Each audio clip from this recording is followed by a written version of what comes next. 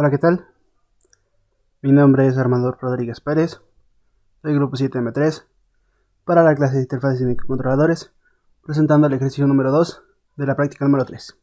Y bueno, esta práctica nos presenta primero que, en base al ejemplo número 2 que se nos dio, propongamos un rango de tal manera que se permita la activación de un motor de corriente directa y se mantenga prendido hasta que el tanque se llene.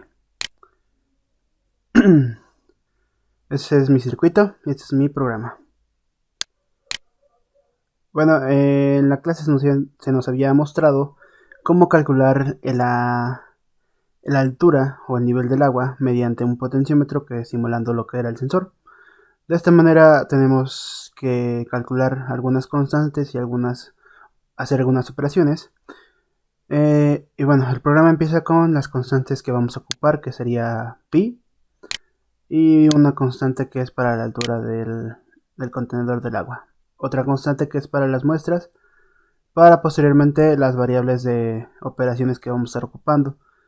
Dentro de esto también pues tenemos la implementación de la salida E1, que será para la entrada E1 del motor, y para después tener las otras variables que conocemos respecto a lo que es el flotador, así como la declaración de las variables que vamos a estar ocupando para los cálculos. En el VoiceTube tenemos la iniciación del monitor serial que nos estará mostrando los datos, y una vez que lo hayamos hecho tendremos el vector de almacenamiento donde se irán almacenando datos para promediar, denominado buffer. Y bueno, dentro del void loop o de la secuencia tenemos primero que se resta el valor anterior dependiendo también de que ahorita empiece. Ahorita como pues no tenemos ningún otro valor, pues bueno, ya se ejecutó algunos, pues tenemos esto. Realizando la lectura del almacén, pues tenemos que en el buffer, que es el vector de almacenamiento, pues estarán leyendo lo que ingrese en el potenciómetro.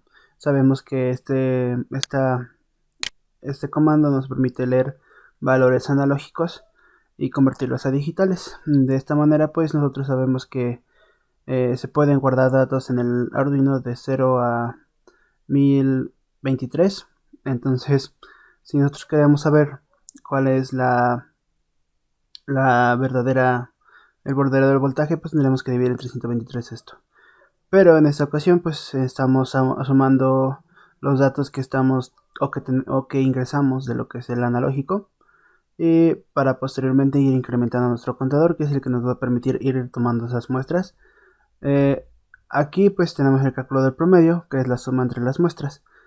De esta forma pues como sabemos que tenemos que seguir iterando para poder obtener los datos, pues si nosotros tenemos que nuestro contador es igual a las muestras, pues se reiniciará el contador. De esta forma pues llegamos a lo que es la conversión de la lectura del potenciómetro en este caso a lo que son los grados.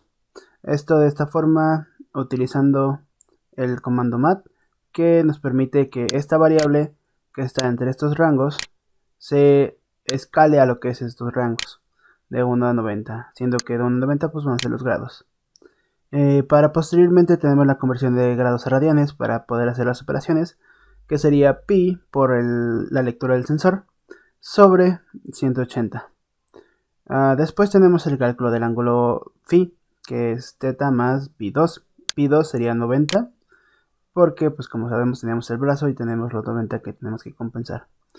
Para posteriormente obtener la longitud que tenemos del vector.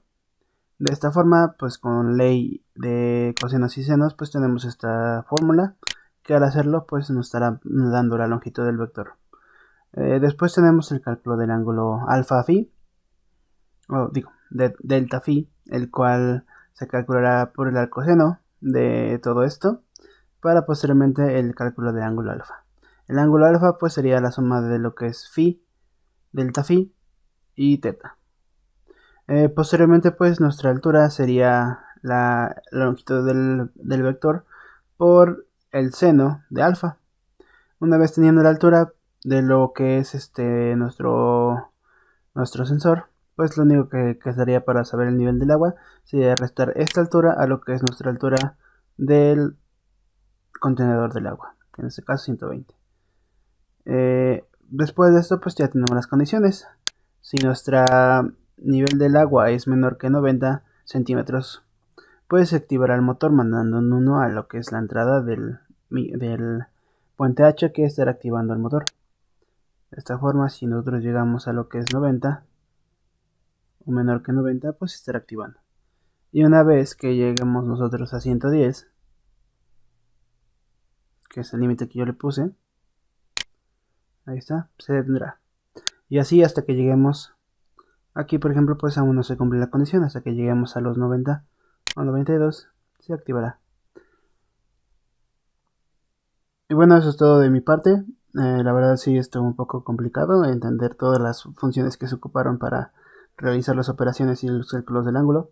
Principalmente porque sabemos que los ángulos no son lineales, entonces tenemos que hacer ciertas conversiones para poder ocupar esos datos. Y bueno, eso es todo de mi parte. Un gran saludo, hasta luego.